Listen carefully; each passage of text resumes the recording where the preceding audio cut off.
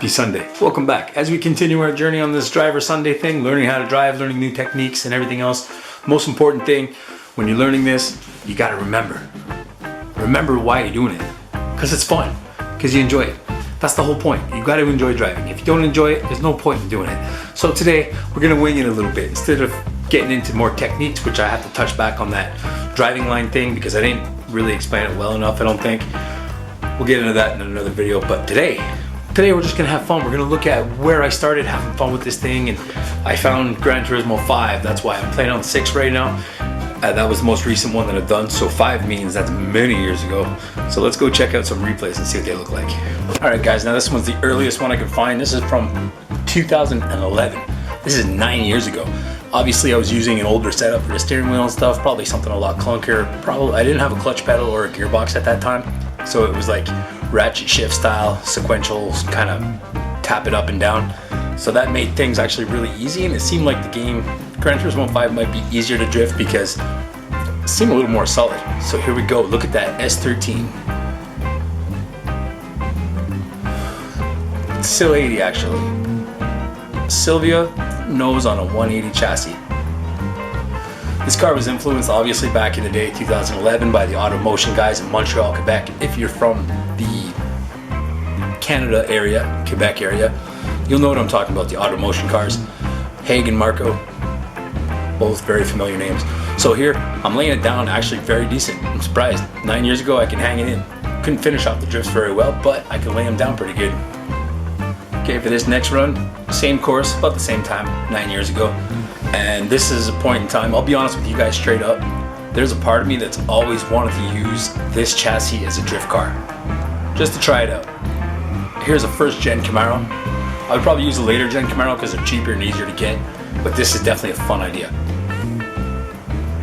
I've always liked the idea of getting a muscle car to drift, especially an old school one, and I'm a Chevy guy all the way. So it's pretty much Camaro or Corvette. Maybe even a Nova, find one cheap enough.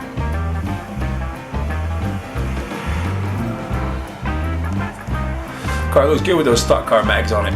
Throwing it down pretty good, but again, I still have this unbelievable problem finishing the drifts off. Now we're gonna jump into this session, and this is really like where it all began. The drifting thing, and motivation for drifting, and why I started drifting, and why I like drifting, and this is where I was trying to push it. 2011 was probably near the end of when I was drifting, so this car makes a lot of sense.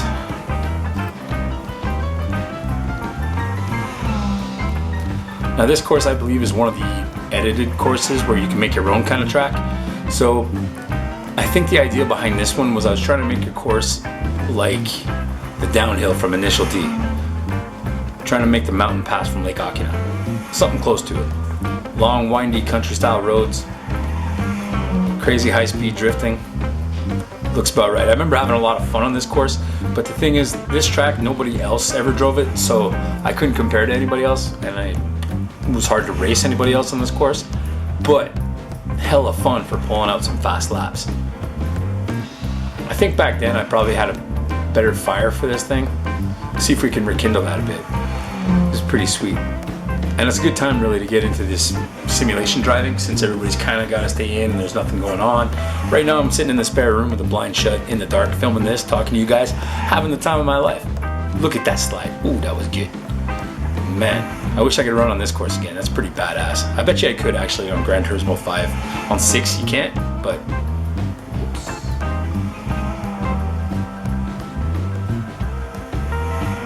Okay, I don't know what I just did there, but hey.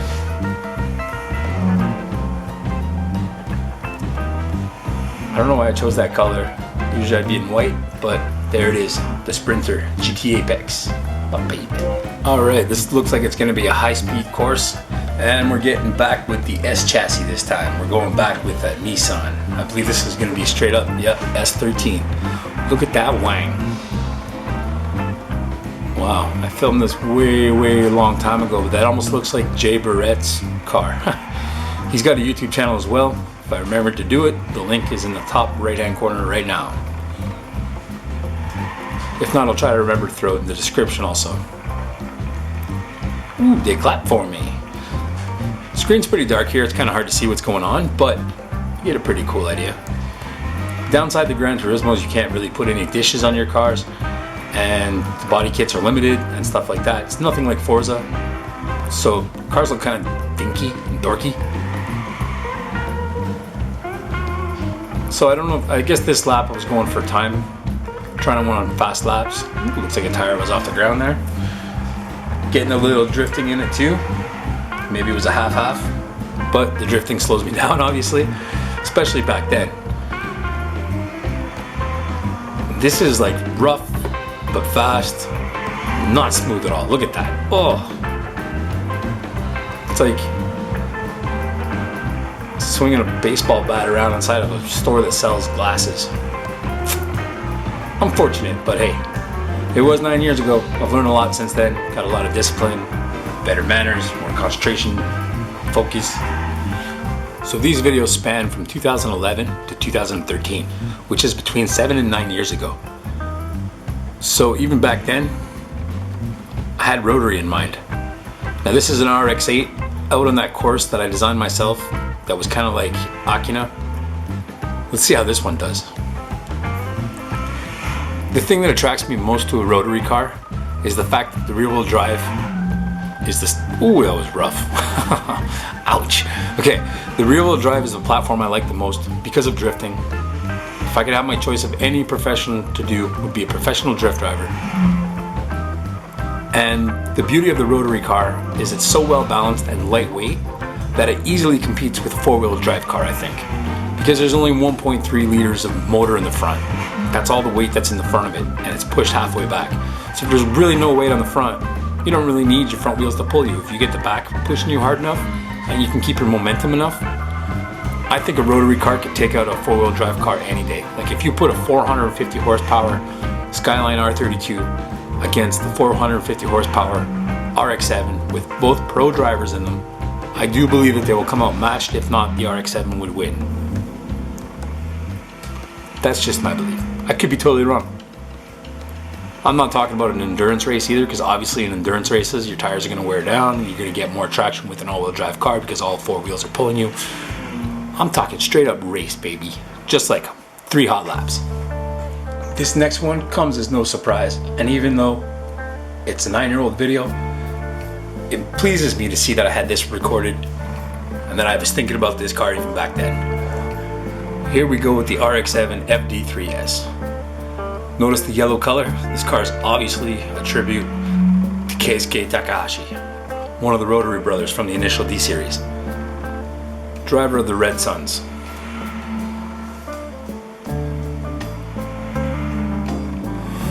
Clearly I'm taking it easy here. Don't really know why. Maybe I was doing a photo shoot or some sort of deal. Who knows? Obviously up to something. I was having fun. It was 9 years ago. There's no way I can remember it. I can't remember what happened 9 minutes ago. But now it looks like I'm starting to cut it loose a bit.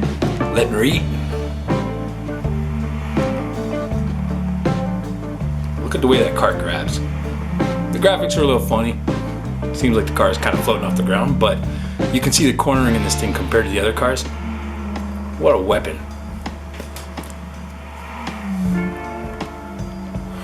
FD3S is by far my favorite import car. That's why I have one, because if I could have any car ever, that would be the one.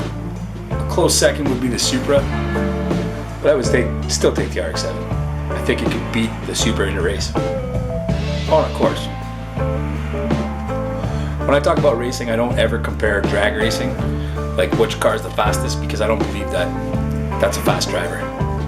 So this is the most recent one that I filmed, the last one before I stopped playing Gran Turismo 5. This was filmed in 2013, and I guess you can say I always knew what was gonna happen. Here we're lapping with the GT86.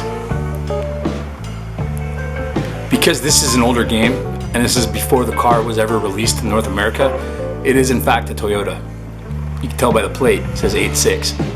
So here it's another custom course, and I'm clearly going for a lap time. I'm running fast. I should almost get back into it and try to compare laps with this car and see how fast I can be now.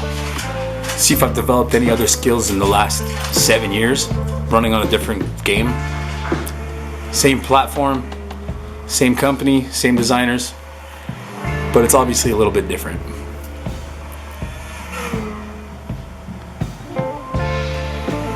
Watching these old videos makes me feel really happy about the cars I have right now. My 8.6 and the RX-7 are two cars that I've always wanted. It would have been nice to keep my original AE86 that I had back in the day, the Torino and or the Levin, but having the cars I have right now really is a dream come true.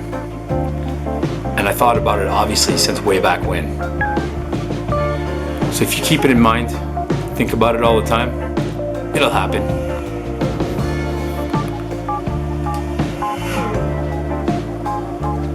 Best part about these cars is they're so much fun to drive. On the simulator and in real life. I couldn't be happier.